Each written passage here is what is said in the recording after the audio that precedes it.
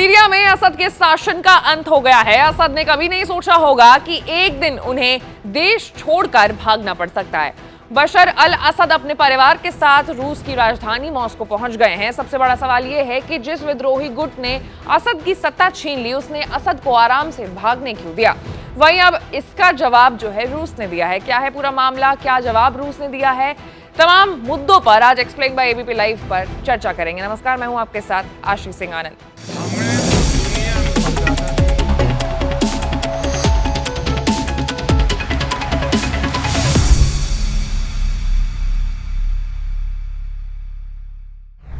रूसी विदेश मंत्रालय ने 8 दिसंबर को कहा कि सीरिया के राष्ट्रपति बशर अल असद ने देश से भागने से पहले एक आदेश दिया था, जिसके बाद वो सुरक्षित देश से निकल पाए। दरअसल असद को पता था कि अब वो अधिक समय तक सत्ता में नहीं रह सकते, इसलिए बिना किसी देरी किए उन्होंने एक आदेश दिया जिसमें कहा गया था कि वो बिना किसी शर्त के अपनी सत्ता सौंप रहे हैं। यही है वो बात जिसके बाद असद को देश से भागने दिया गया। विद्रोहियों का एक ही मकसद था, असद को सत्ता से हटाना। तभी तो दमिश्क पर विद्रोहियों ने जैसे ही कब्जा किया, उसके 1 घंटे बाद ही सरकारी टीवी पर बयान प्रसारित किया गया जिसमें कहा गया कि राष्ट्रपति बशर को सत्ता से उखाड़ फेंका गया है और जेल से कैदियों को रिहा कर दिया गया है। अनस सलखादी नामक विद्रोही कमांडर ने सरकारी टीवी पर अल्पसंख्यकों को भरोसा दिलाया था कि वो किसी भी भेदभाव उनके साथ नहीं किया जाएगा। उसने कहा था कि सीरिया सभी के लिए है, कोई अपवाद नहीं है। हम लोगों के साथ वैसा व्यवहार नहीं करेंगे जैसा असद परिवार ने किया। उधर रूस ने बताया है कि सीरियाई अरब गणराज्य के क्षेत्र में सशस्त्र संघर्ष में असद और नेताओं के बीच बातचीत के परिणाम स्वरूप असद ने राष्ट्रपति पद से इस्तीफा देने का फैसला किया और सत्ता में शांतिपूर्ण हस्तांतरण के निर्देश देते हुए देश छोड़ दिया। बयान में कहा गया है कि मॉस्को सीरिया में हुए घटनाओं से बेहद चिंतित है। सीरिया और बाकी जो सभी पक्षों से क्षेत्र में हिंसा से दूर रहने की जो अपील है वो की गई है।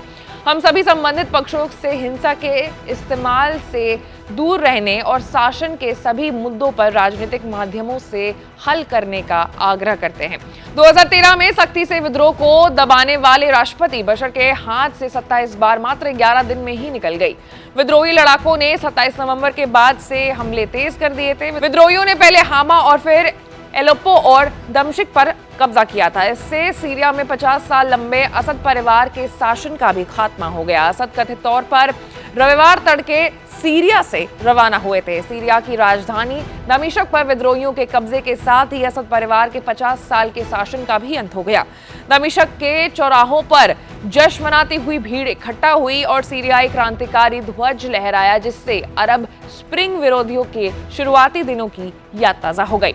असद और अन्य शीर्ष अधिकारियों की कोई खबर न होने के बाद अनेक लोगों ने राष्ट्रपति भवन और असद परिवार के आवास में तोड़फोड़ की।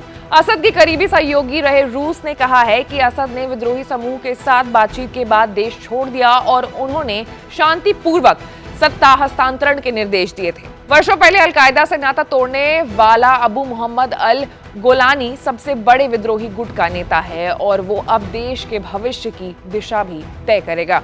तो कुछ ये कारण था कि आखिर क्यों राष्ट्रपति सीरिया के जो हैं उन्हें बच करके भाग निकलने का जो ये सेफ कॉरिडोर था वो मिला और वो सीरिया छोड़ करके रशिया चले गए।